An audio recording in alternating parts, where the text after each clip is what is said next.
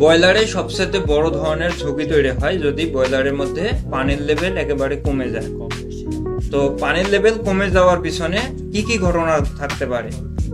পানির লেভেল কমে যেতে পারে যদি ফিড ট্যাঙ্কে পানির লেভেল না থাকে বা পানি না থাকে। ফিড ট্যাঙ্কে পানি না থাকলে তো আপনার ব্রয়লারে কোনোভাবে পানি ঢোকাতে পারবেন না। এইটা গেল একটা সমস্যা।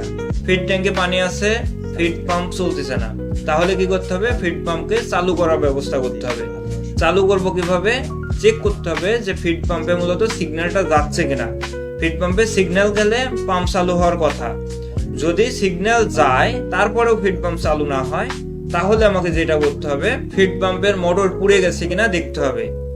যদি মোটর পুড়ে যায় তাহলে তো মোটর চেঞ্জ করে ফেলতে হবে বা মোটরের যে রিওয়াইন্ডিং করা ওই কাজগুলো করতে হবে।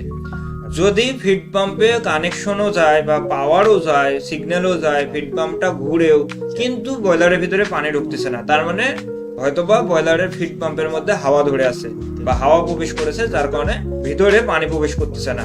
তো যদি সেল লিকেজ হয়ে যায়, সেল পরিবর্তন করে ফেলতে হবে। সেলগুলো নষ্ট হলে মূলত এগুলা রিপেয়ার করা যায় না।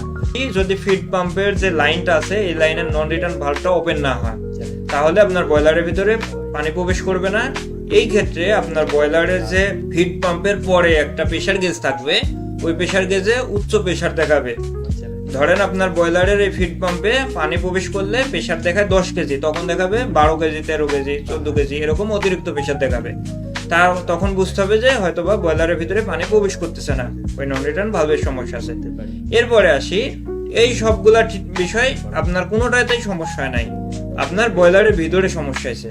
কি সমস্যা? আপনার ব্রয়লারের ওয়াটার লেভেল কন্ট্রোলারটা সমস্যা হয়েছে, সেটা সঠিকভাবে ডিটেক্ট করতে পারতেছে না। ও ধরে আছে যে ব্রয়লারের ভিতরে পানির লেভেলটা যতটুকু থাকার কথা অতটুকুই আছে, যার কারণে আপনার ব্রয়লারের ফিড পাম্পকে সিগন্যাল প্রদান করতেছে না। তখন আপনার ওই ফিল্টারটা খুলে বের করে পরিষ্কার করে আবার লাগাইতে হবে। যদি তারপরেও সমস্যার সমাধান না হয়, তাহলে প্রয়োজনে সেন্সর পরিবর্তন করে ফেলতে হবে।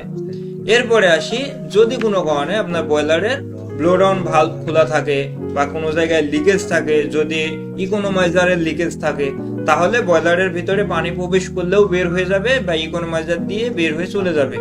তো সেই ক্ষেত্রে আমার দেখতে হবে যে কোনো